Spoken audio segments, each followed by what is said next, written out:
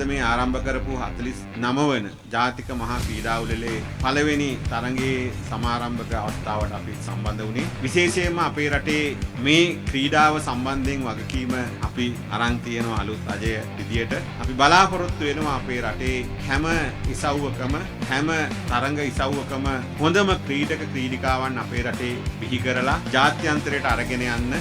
ඒක තමයි අපේ අමාත්‍යාංශය සහ අපේ රජයේ වගකීම සහ අරමුණ. ඒ වගේම අපේ රටේ දියුණු විනයගරුක හොඳ ක්‍රීඩා සංස්කෘතියක් නිර්මාණය කරන්න. මිනිස්සු හැමෝම සතුටින් ජීවත් වෙන, ක්‍රීඩා කරන, විනෝද වෙන රටක් නිර්මාණය කරන්න. ඒ නිර්මාණය කිරීමේදී ක්‍රීඩාව සංස්කෘතියක් විදියට මිනිස්සු අතර ප්‍රචලිත වෙන්න අපි ඒ කාරණයටත් අපි බොහොම උනන්දුවෙන් අතගසමින් තියෙනවා. මොකද අපේ බලාපොරොත්තුව ක්‍රීඩාව හරහා අපේ රටේ තරුණයා විශේෂයෙන්ම හොඳ යහපත් ශක්තිමත් දියුණු අනාගතයක් තියෙන පුරවැසියෙක් බවට පත් කරගන්න පුළුවන් ක්‍රීඩාව හරහා. ඒ වගේම නිරෝගීකම මත්ද්‍රව්‍ය වලට ඇබ්බැහි වීම වගේ දේවල් වලිනුත් අපිට මේ ක්‍රීඩාව හරහා අපේ තාරුණ්‍ය ගලව ගන්න පුළුවන්. ඒක නිසා අපි අමාත්‍යාංශයේ විදියට විශාල උනන්දුවක් වැඩි කැපවීමක් මේ වෙනුවෙන් දක්වනවා. අපි විශාල මුදලක් මෙවර අයවැයෙන් ලංකාවේ ක්‍රීඩාව වෙනුවෙන් වෙන් කරලා තියෙනවා. මේ දුප්පත් බංකොලොත් වෙච්ච රටේ වුණත් අපි විශාල මුදලක් ක්‍රීඩාවට වෙන් කරා.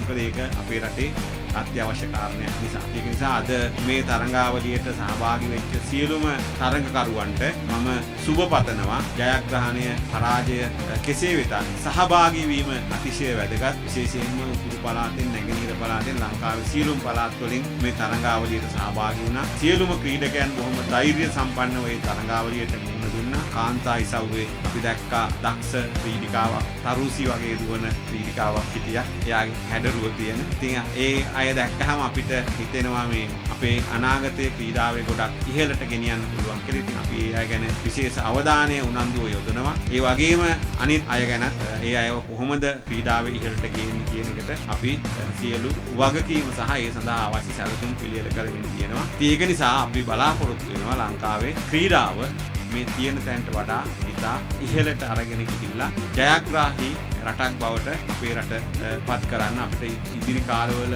ජාත්‍යන්තර තරඟාවලි කිහිපයක් ලංකාවට ඇවිල්ලා තියෙනවා. අවුරුදු සමහර ඒවා අවුරුදු 16ට 15ට කලින් ආපුවා. එහෙම අපිට ජාත්‍යන්තරයේ පැත්තෙනුත් විශේෂ උනන්දුවක් ලංකාව කෙරෙහි මේ මොහොතේ දක්වමින් තියෙනවා. ඉතින් ඒකත් ක්‍රීඩාවේ සුබ සිද්ධියට හේතු වෙනවා. ඉතින් බලාපොරොත්තු වෙනවා ඔබ සියලු දෙනා මේ අපිත් එක්ක එකතු වෙලා අපේ රටේ ක්‍රීඩාව ඉහළ නැංවීම සඳහා දායක වෙයි කියලා.